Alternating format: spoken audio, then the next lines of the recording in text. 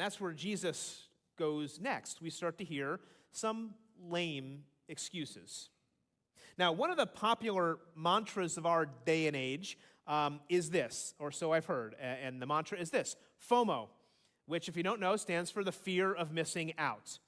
And that concept really has created a generational mind shift, because older generations, I'm thinking back to, World War II, the greatest generation, and right after that, there was a huge focus on duty and honor, that you were somebody of that generation, that you would keep your word at all costs. But now, as we've aged, we've gotten younger, the younger generation is so focused on this FOMO axiom, where basically they'll say, I'll show up to your party if nothing better comes along, right? I'm a maybe, because I want to keep my options open.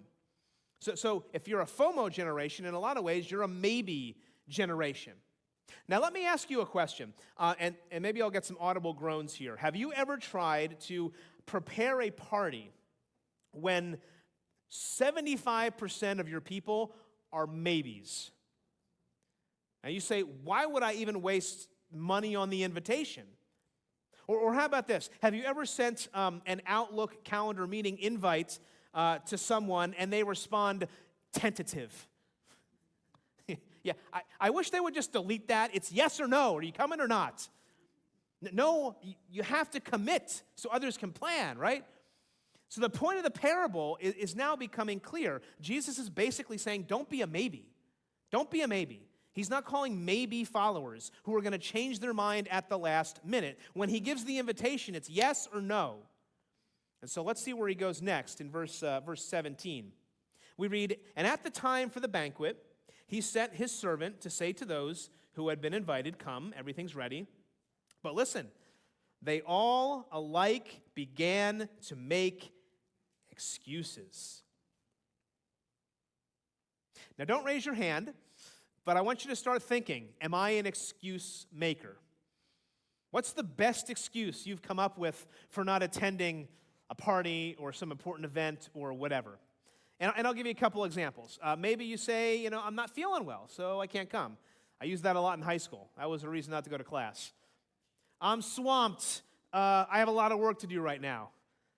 I'm sorry, but I totally forgot it's my cousin's birthday party, right? They all sound like they could be used. What's the best excuse you've given?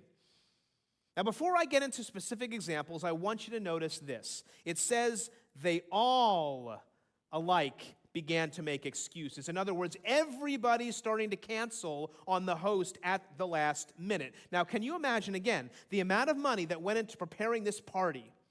Do you know how much food was prepared? It was going to be a giant feast, the party of the century even. And now they're dropping like flies. Oh, I can't come. Sorry. Have you ever been there? Right?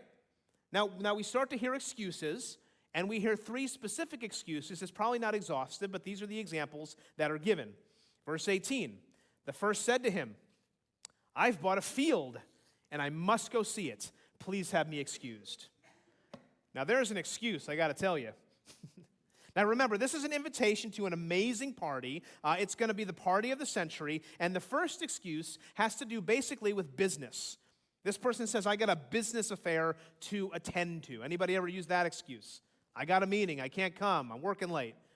Now, the point of bringing up these excuses is to show the absurdity of each of them, which you might not recognize right away.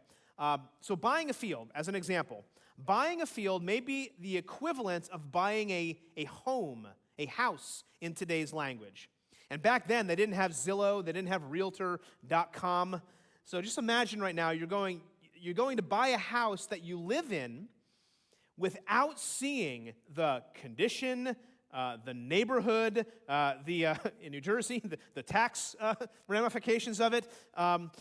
All of that. If you're a real estate investor, would you buy a piece of property without inspecting it first? Who buys a house and then goes and sees it? I just want to suggest this excuse sounds made up. You ever hear that? Like somebody makes an excuse and you're like, that's not real. And listen, this is the point. It's lame. The lame excuse doesn't even sound real. Now, the one saving grace is that at least this guy asked to be excused. Everybody doesn't do that. Let's look at the next excuse, verse 19. And another said, I've bought 5 yoke of oxen, and I go to examine them. Please have me excused. Now, notice the second excuse is an action excuse. The guy is walking past the host party. He's on his way to go see his oxen, and he says, oh, yeah, I'm sorry, I forgot. I'm on my way to buy an ox. I bought him. See you later. I can't turn around.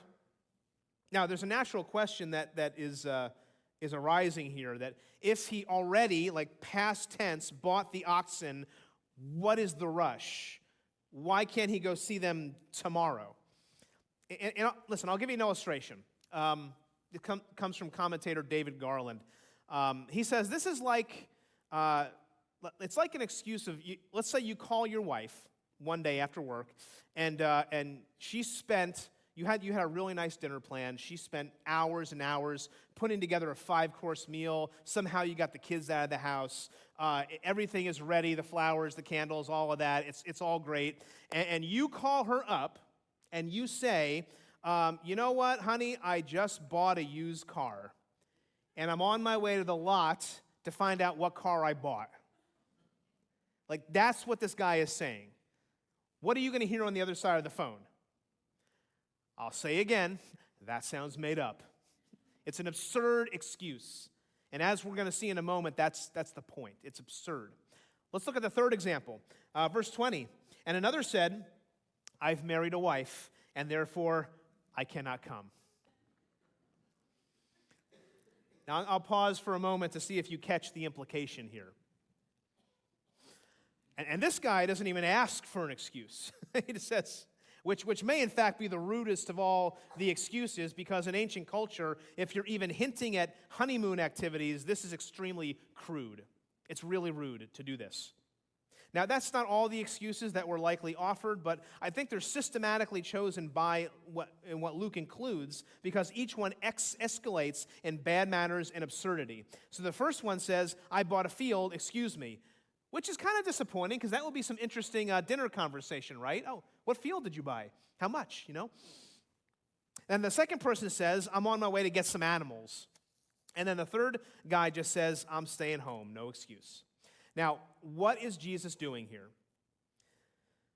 Well, this is why I think it's important to understand the implications of the invitation. Jesus has brought the kingdom of God to earth. He has offered a generous invitation to be part of his kingdom, and he consummates that with an invitation. He is going to throw the best party in the history of the world. But the meal will be ready sometime in the future, and he says, I can't tell you the day or the hour, but you just have to be ready.